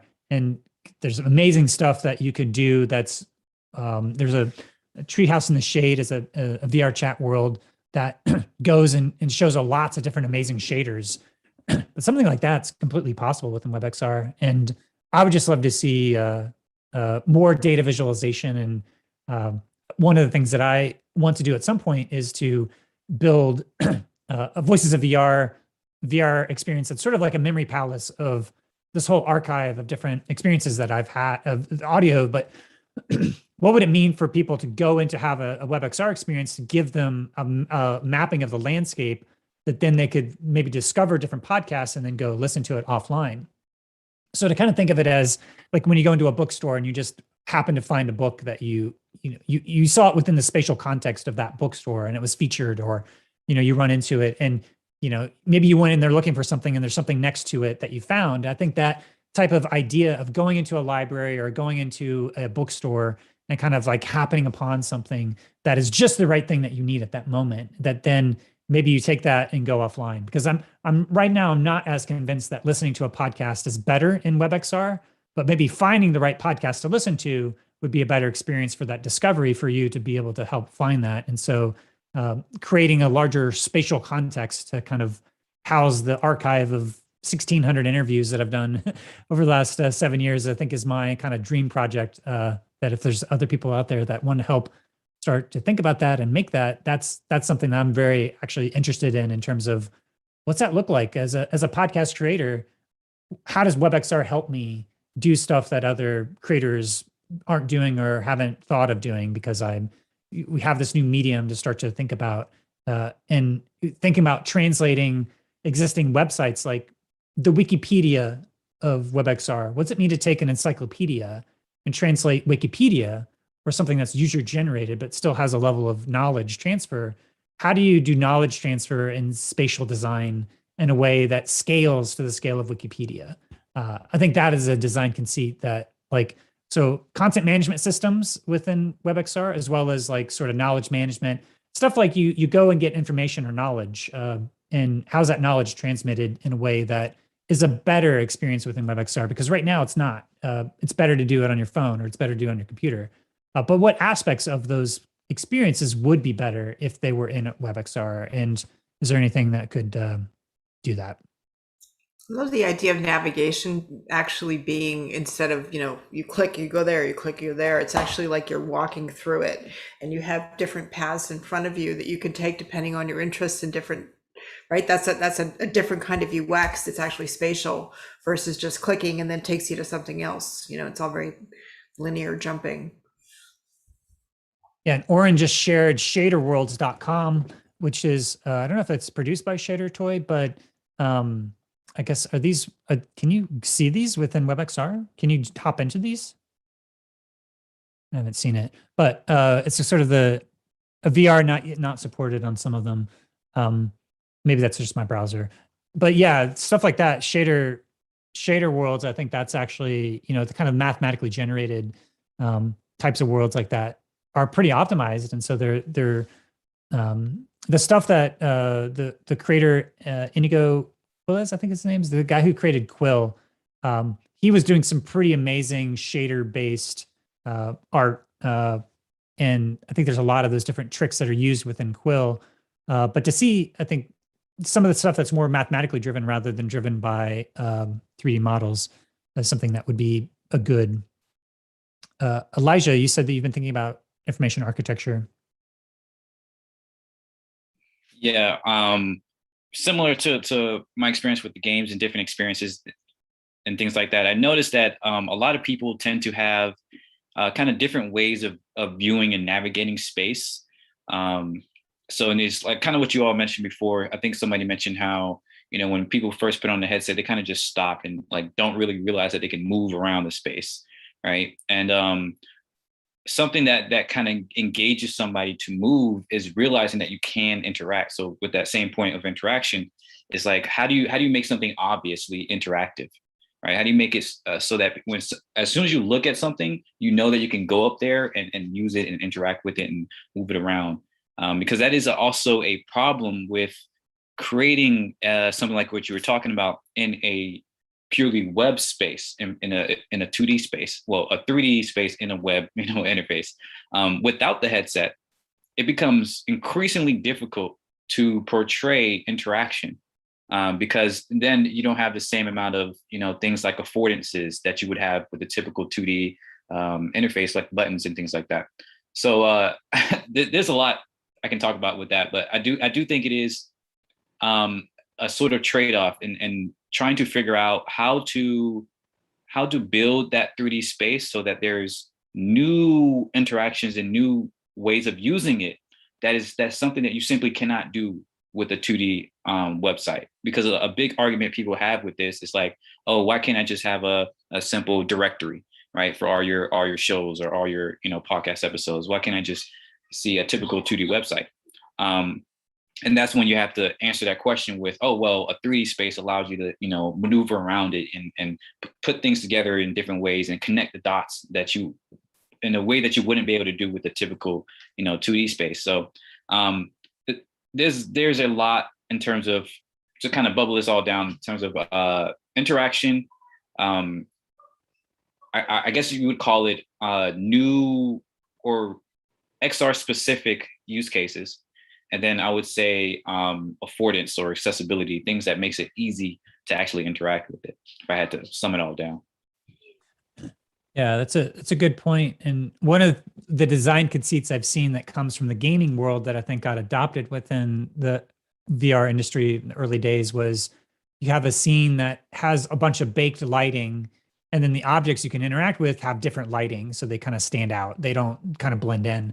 So it's made obvious by people who have that trained eye that, oh, because this looks different, I can interact with it. That's people who have a lot of experience with gaming that may not necessarily already translate over into, like, say, a WebXR experience and designing interactions for WebXR. We don't know what kind of hand interactions or if people are on a phone or not. I think translating an interaction that works from VR and then all the different platforms, I think that's a challenge that we haven't quite figured out yet. And I think one of the things that I see in terms of at least the early designs within VR chat was that you would get close to something and you would have like the sort of the outlines of the blue to be like, oh, you can push this button or you can interact with it, or you have to actually engage with this. And it kind of breaks immersion and sometimes, but sometimes it's helpful to know like where the buttons are. So there's different trade-offs there in terms of that. And yeah, but I think this is probably generally like taking something that's like 3D, like the web design world and game design are completely two different like philosophies for how you design interactions. And we're going to see a blending of those two. And I think at least at first, what I expect is that it's going to be dominated by sort of the human computer interaction of the web and make sure that it sort of works down because it's almost like the, you want to have the graceful degradation, I think is what they call it, where sort of, if you have JavaScript, it works, it's enabled. But then in some ways, it's almost like in order to really design super compelling embodied immersive experiences, you have to do VR first, and then you design it to work then. And then you figure out, okay, how do I recreate this? And maybe that changes some of the different aspects of the design, and maybe you have to compromise a certain stuff, but then you may have designed it in a way that as the more and more people get VR, it's sort of built for the future. But I think most part, I'm going to see a lot of like 2D menus and sort of an explosion of the existing conceits from the web kind of one-to-one ported over without really thinking about what would be best to do this VR native. So I think we're in this kind of weird hybrid phase, at least for now, where maybe leaning more towards the web design first, but eventually we'll get into the more game design elements. That's at least what I expect.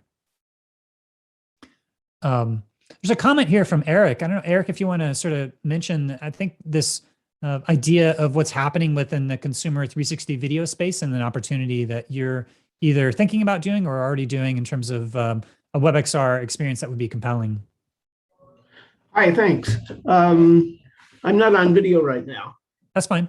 Go ahead. I was working till 5 a.m. this morning on it, so I have a problem. No worries. Getting ready for this event, but I was really looking forward to it. Yeah, I think that there have been a whole series of consumer VR cameras, all of which have gone bankrupt essentially because they couldn't sell enough of them. And one of the things that was most difficult, if you look at the VU's group site on Facebook, you'll see about at least once a day, somebody asks, well, how do I put my photo up? How do I put my 180 photo up? It doesn't work on Google, doesn't work on anymore. It used to work a few weeks ago, but it doesn't work anymore.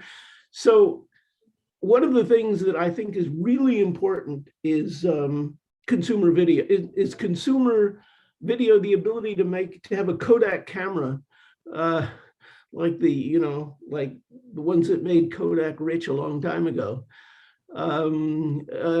Very easy way for people to record their home activities and their home events and whatever they want to film and whatever they want to show and put them on a website. And it's really hard right now. There are a lot of different formats, and none of the standard free things really work very well for VR.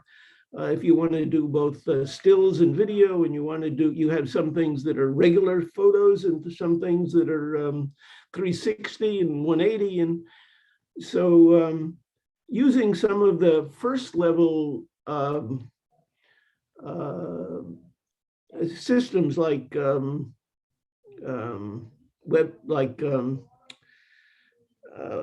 Babylon and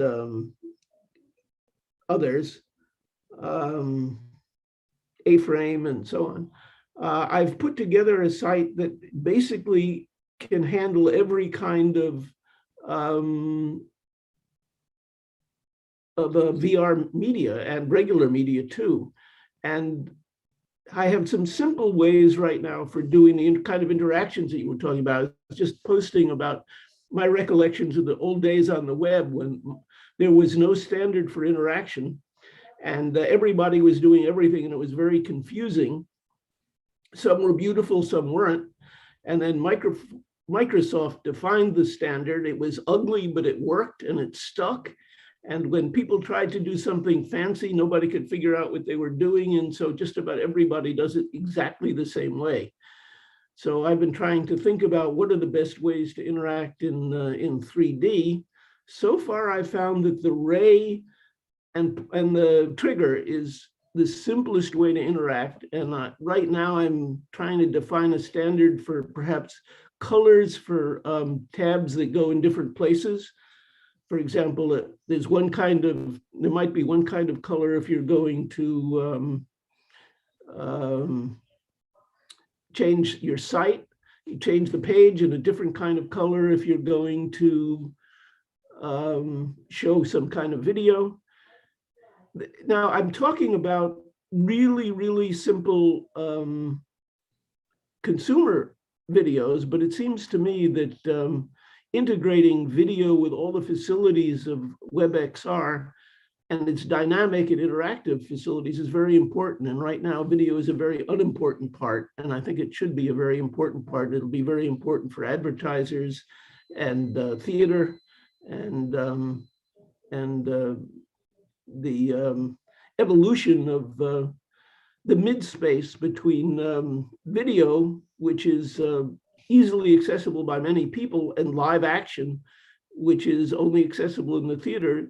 WebXR is a terrific place right in the middle, where you have the feeling of being live, the feeling of being there, the feeling of presence, and you still have the ability to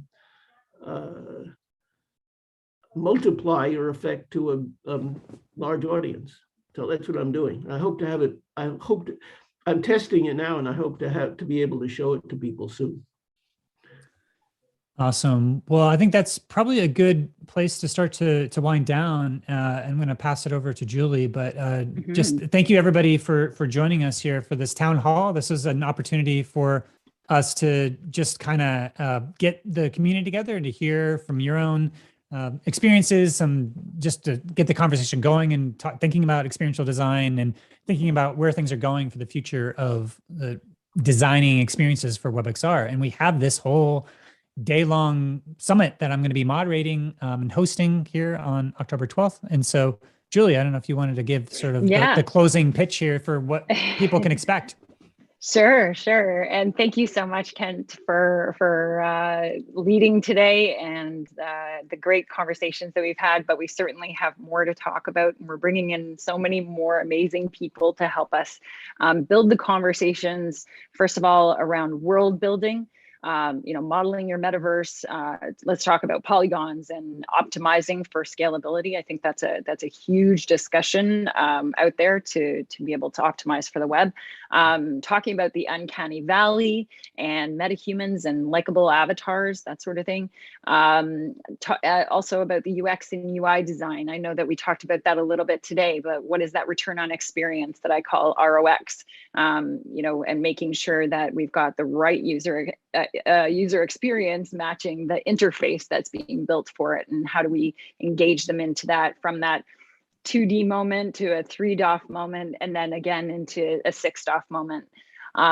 So talking about everything gamified and spatial and experiential design thinking, marketing makeovers. We're going to talk with a conversation with Robin Hunicki, and design summit presentations from Jackie Moray. We're going to have art and educational conversations, Wonder and Awe by Design, Caitlin Krause, who was here earlier. So many things. And I think Sophia's going to be doing future panels. We got conversations with Doug North. You guys can see the amount of names that'll be contributing that day to these conversations to help us all learn to share their knowledge. And at the bottom there is the registration link. And I think somebody's going to drop it in the chat for all of you to make sure that you're going to join us on Tuesday, October 12th. it's going to be a full day again, just like we did for the business summit, but it'll be back-to-back amazing presentations on designing spatially for the experiences that you're building for WebXR. So yeah, I don't know if anybody else from our team, many thanks to the WebXR Design Summit team in the background. We've all got these fancy background images now. You know who we are, working diligently in the background to put the show together with the support of our sponsor, FutureWay. Please make sure you register for this day. It's going to be very invaluable for anybody that you, for yourself and anybody you want to bring with you. It's open to everybody. So I think once we kind of lock down some of these design principles and standards and best practices, then we evolve into better experiences. So thank you very much on behalf of all of us and for everybody joining today. And I don't know if anybody wants to close out. Thank you so much to our producers, Steve Lewis, and of course, Ben Irwin, behind the scenes who are working together to put this entire show together for us today. So with that, I think we've only got about 1 minute to go. Opening the floor to any other closeouts. Thank you so much. And I guess, Kent, we'll see you in 2 weeks today. We'll be in the platforms and be able to share all of our experience at that time. Yeah, Sound good? I'm really looking forward to it. And thanks everybody for coming out. And yeah, just I'm looking forward to all the different conversations. And you know, for me personally, I started the Voices of VR podcast to really design, you know, kind of break down a lot of these design principles. And so it's just fun to kind of get the designers and the creators and the makers together to be able to kind of have these discussions, and then also to, you know, really do some deep dives into specific verticals and aspects. I'm really excited for this, and I hope to see everybody there in a few weeks. And yeah, anybody else, any other final thoughts? I just want to say thank you for coming, everybody. Thanks, everyone. Have a great day. Thank you, everybody. Great seeing everyone. Thank you. Awesome. Thank you, Kent. You're welcome. Yes, thank you very much, Kent. Great job, everyone. All right. Yeah. Thanks for organizing it.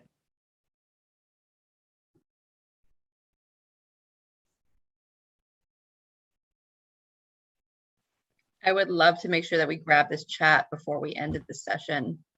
Lots of good stuff in there. Yeah, Awesome. Ben just needs to hit stop recording and then it starts to download. Awesome. Cool. Great job, gang. Thank you all very much. Thank you to all of our guests that are still with us as well. Thank you, Kent. You're welcome. That was fun. Good. We need some fancy music, Ben. Where's our theme song? Yeah, right. Close out music. Yeah, we don't have a theme song yet. We definitely need it. Actually, we do, and I'm just gonna. That's a good call, Steve. I'm gonna load that up. We need that. We've got it in how many different genres of music? Your composer has done like. Well, that's so the Polly's theme we have in just everything. We only have one summit theme, so let's. Okay. All right. All right. Well, I'm going to bounce, but it was good. And we'll be in touch with everybody here soon, and have a great rest of your day. All right. Thank you, Thanks Kent. a lot. See you later. Great job. You all soon. Thanks very much, team. Yeah. Bye-bye, everybody. I will hold the room open just for a minute or two. Everyone else, if they want to drop off, just in case we've got any stragglers here that have any questions. So, Albert, thanks for joining us. There it is.